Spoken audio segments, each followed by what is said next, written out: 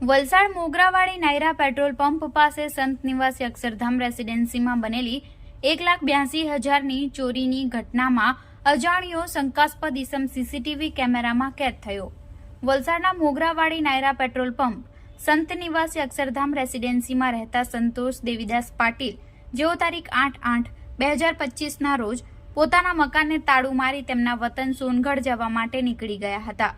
જે દરમિયાન તારીખ 9/8/2025ના રોજ તેમના પડોશમાં રહેતા મકાનના માલિક દ્વારા સંતોષ દેવીદાસ પાટીલને જણાવ્યું કે તમારા ઘરના બાલ્કનીનો ઉપરનો દરવાજો ખુલ્લો છે। તેમણે વિડીયો કોલના માધ્યમથી જોતા બાલ્કનીનો દરવાજો ખુલ્લો જણાઈ આવ્યો હતો। તેઓ તરત જ વતનથી વલસાડ આવવા માટે નીકળી ગયા હતા અને ઘટનાની જાણ પોલીસને કરી હતી। ઘરે આવી જોતા તેમના ઘરમાં રાખેલો સામાન વેરવિખેર જોવા મળ્યો હતો। તેઓને ચોરી થયા હોવાની જાણ થતાં તેમના રૂમમાં રાખેલા કબાટમાં ચેક કરતા અલગ અલગ કિંમતના સોનાના દાગીના અને રોકડા મળી કુલ 1,82,000 મત્તાની ચોરી થયા હોવાની જાણ થતાં સિટી પોલીસ મથકે ફરિયાદ દાખલ કરાવી હતી। ચોરી કરવા આવેલો અજાણ્યો શંકાસ્પદ ઇસમ સીસીટીવી કેમેરામાં કેદ થયો હતો।